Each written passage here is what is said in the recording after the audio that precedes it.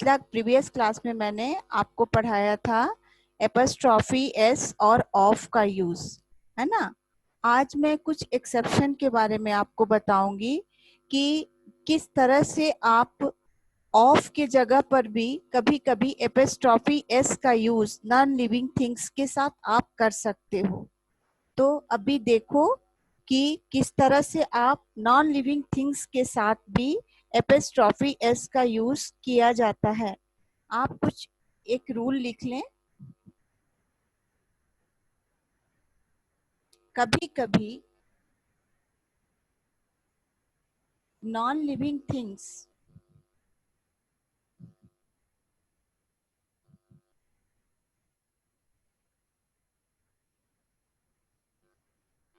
के साथ भी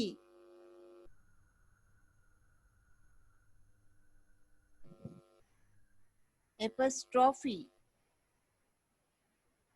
एस, जिसको आप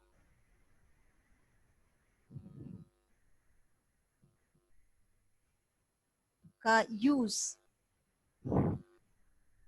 किया जा सकता है।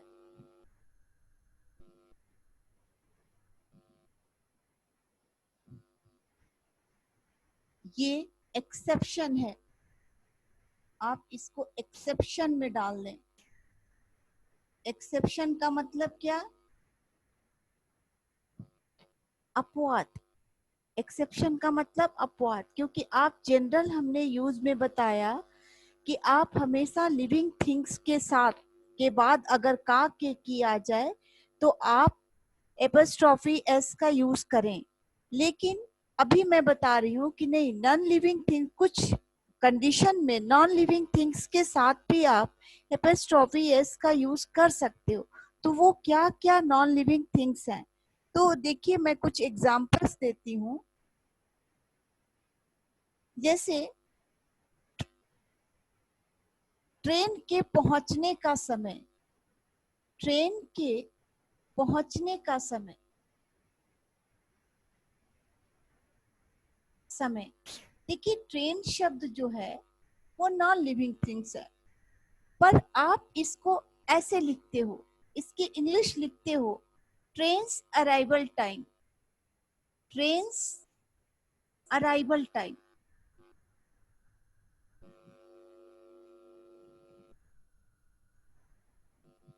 उसी तरह ट्रेन के छूटने का समय,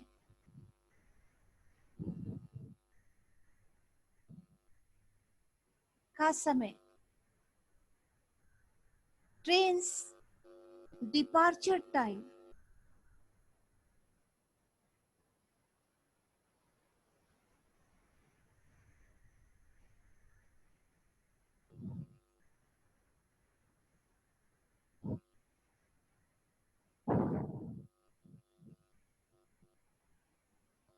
उसी तरह प्लेन, प्लेन के छूटने का समय,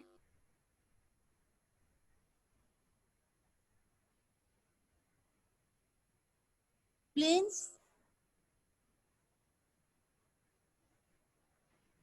take off time.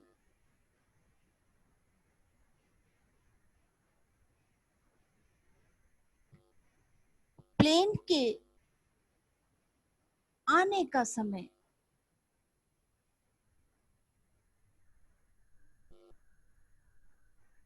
Planes landing time.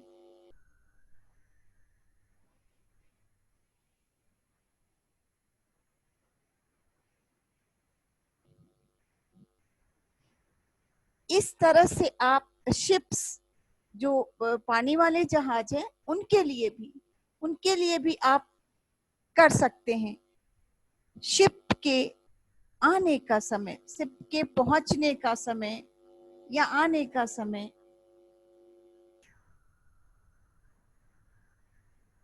Same, ships arrival time. इस तरह से आप लिखते हो शिप्स डिपार्चर टाइम, शिप के छूटने का समय।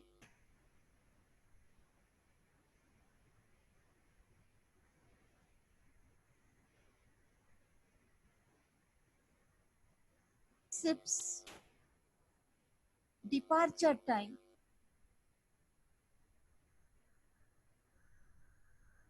तो इस तरह से ये नॉन लिविंग होने के बावजूद भी आप इसमें एपिस्ट्रॉफी एस का यूज करके आप सेंटेंस को बनाते हो। जैसे आप इसको कॉपी कर लें, मैं आप इस पर सेंटेंस आपको आज बनवा दूंगी, आप कॉपी कर लें।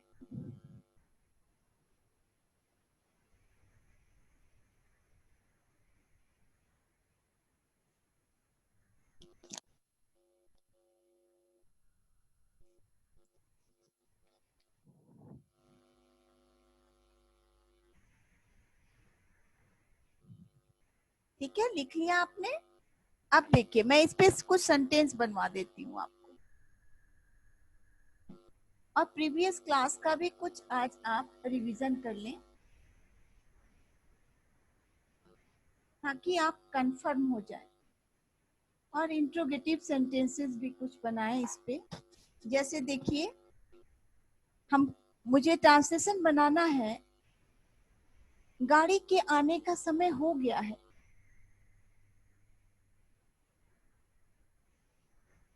गाड़ी के आने का समय हो गया है।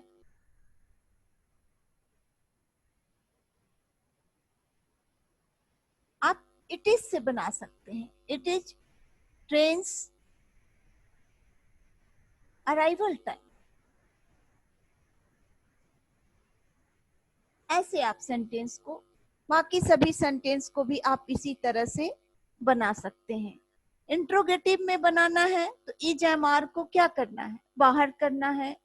जो भी आपका हेल्पिंग वर्ब हो, वॉज वेयर हो, हैज हैव हो, इन सबको बाहर करके आप इंट्रोगेटिव सेंटेंस को इसमें बना सकते हैं। आप देखिए और भी सेंटेंस इंट्रोगेटिव पे हम कुछ एग्जांपल्स आपको सिखाते हैं कैसे आप इंट्रोगेटिव सेंटेंस को टेक करोगे। क्या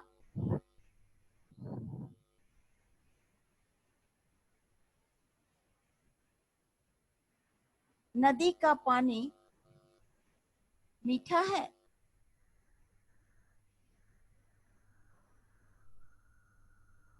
क्या नदी का पानी मीठा है? अब नदी का पानी के साथ आप क्या लगाओगे, इज। तो is the water of river, क्योंकि ये नॉन लिविंग थिंग्स है तो आपको बस यही करना है। ऐसे अगर क्या शब्द हम नहीं लगाते तो नदी का पानी मीठा है तो आप क्या सेंटेंस बनाते, the water of river is sweet. तो अभी आप इज स्वीट, तो इज को आप बस बाहर कर दे, is the water of river sweet.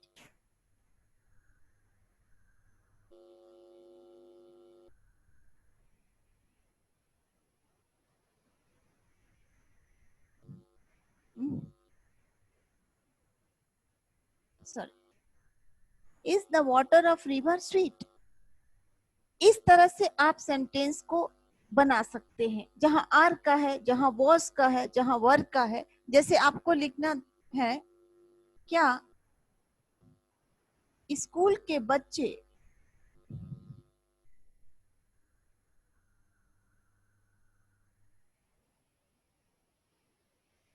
बदमाश थे?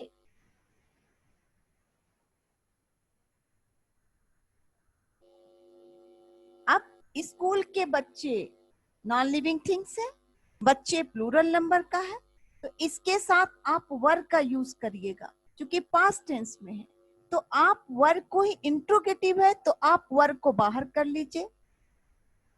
Verb the children of school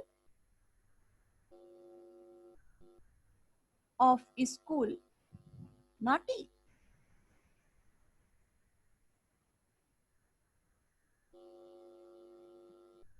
इस तरह से इंट्रोगेटिव सेंटेंस को आप टेकअप करें, है ना। अब हमको इसमें भी इंट्रोगेटिव, गाड़ी के, क्या गाड़ी का आने का समय हो गया, क्या प्लेन के उड़ने का समय हो गया, ये सब सेंटेंस बना सकते हैं। क्या प्लेन के उड़ने का समय हो गया है?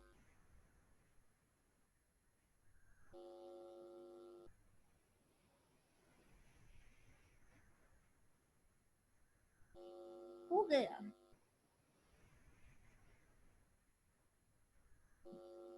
तो आप क्या लिखोगे? Is it planes take off time.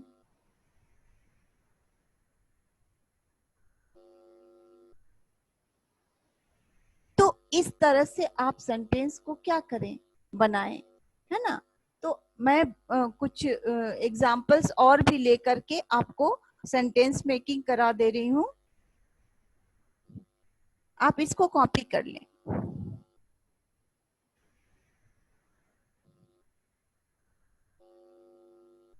बच्चों का घर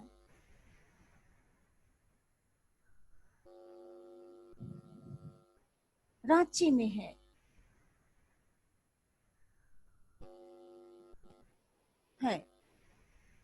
अब इस तरह का सेंटेंस आपको बनाना है। का के की से सेंटेंस है, आपको इस तरह से बनाना है। बच्चों का घर रांची में है। आप बच्चे चिल्ड्रेन है, चिल्ड्रेन्स चूंकि ये लिविंग थिंग्स है। हाउस या होम, आप अगर हाउसेस लिखते हैं तो आर लिखिए। अगर बहुत बच्चे हैं, उनका घर हो सकता है कि एक परिवार के बहुत बच्चे हैं, तो आप अगर हाउस सब लिखते हैं तो इज लिखिए। Is in Ranchi.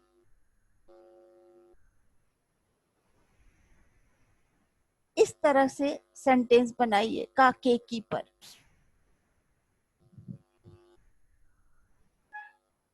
बिहार की राजधानी पटना है।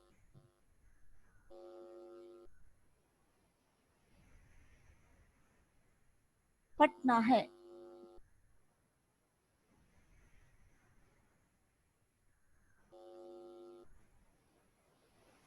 बिहार क्या है? नॉन लिविंग थिंग्स है। राजधानी का इंग्लिश कैपिटल है। द तो लगाना ही है। The capital of Bihar is Patna.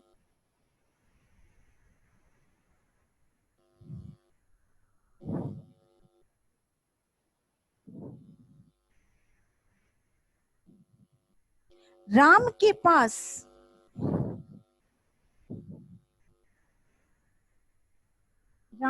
पास मोहन की किताब है। किताब है। अब देखिए, मैं का के की को बीच में ले आती और हैज हैव से आपको सेंटेंस मेकिंग हमने सिखा दिया। तो आप कैसे इसको बनाएंगे? मैंने कहा कि सिंगुलर नंबर के जो सब्जेक्ट हैं उनके साथ आई और यू को छोड़ करके जो सब्जेक्ट हैं उनके साथ आप जो है हैज का यूज करिए। तो राम सिंगुलर नंबर का सब्जेक्ट है। Ram has. Mohan living things है। और मैंने ये भी बताया कि बीच में यदि प्रॉपर नाउन आ जाए, मोहन किसी का नाम है, तो वो कैपिटल लेटर का होगा। सभी नेमिंग वर्ड्स का पहला लेटर कैपिटल होगा। Ram has Mohan's book. आप बुक भी लिख सकते हैं। अगर एक किताब है तो बुक लिख सकते हैं। अगर ए बुक लिख सकते हैं, सॉरी मोहन्स बुक। बहुत सारी किताब है, बुक्स भी लिख सकते हैं। किताबें हैं अगर कर देते हैं तो बुक्स भी लिख सकते हैं। मोहन्स बुक्स। ऐसे अब इसको इंट्रोगेटिव बनाना है। क्या राम के पास मोहन की किताबें हैं?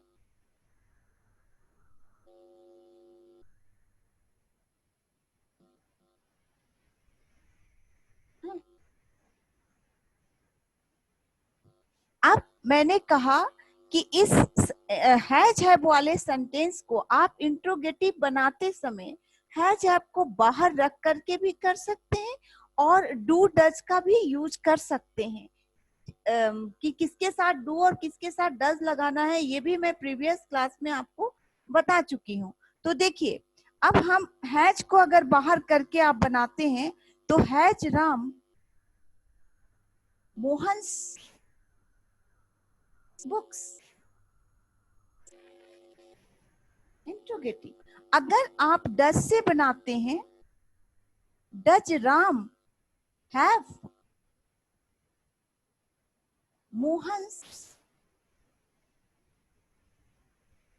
बुक्स। ये इंट्रोगेटिव सेंटेंसेस है, आप इसे कॉपी कर लें। टेबल पर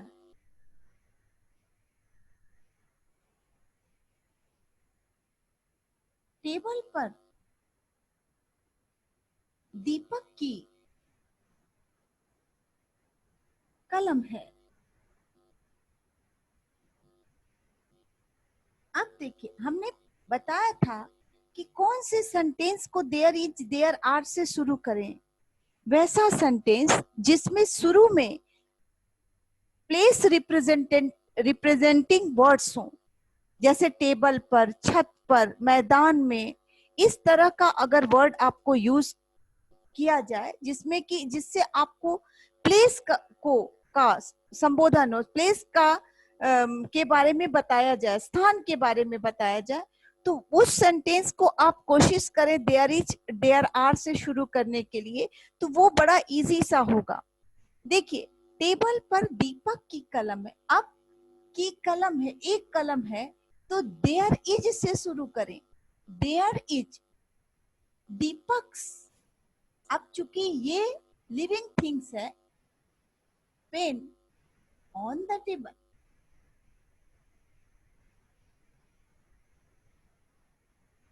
इस तरह से आप इसको इंट्रोगेटिव भी बना सकते हैं। क्या टेबल पर दीपक की पेन थी? कलम थी। अब हम पास्ट टेंस में ले लिए एक सेंटेंस। आप क्या करोगे? एक कलम है तो वॉज का was there Deepak's pen on the table.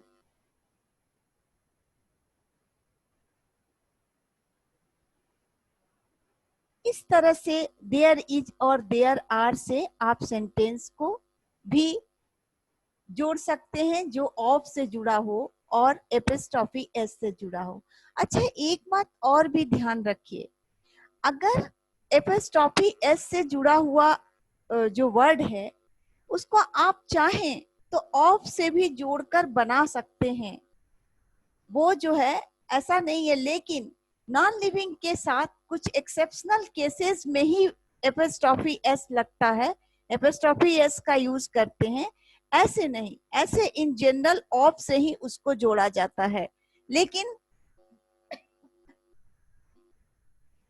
जो लिविंग थिंग्स वाले जो वर्ड हैं उनको हम ऑफ से जोड़कर बना सकते हैं, वो बनाया जा सकता है। जैसे हम एक एग्जाम्पल आपको देते हैं।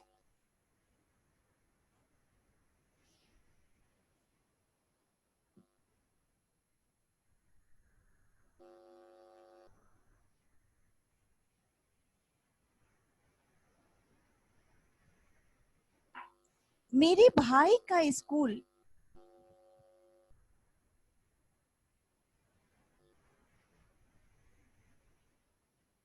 बहुत बड़ा है।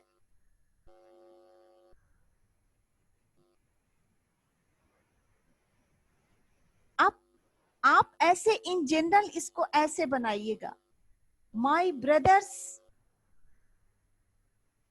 School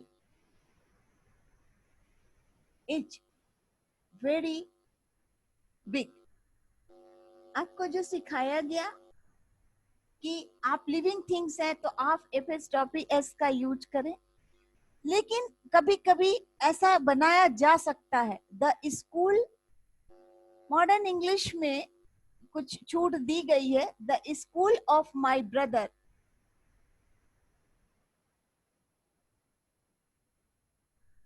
is very big.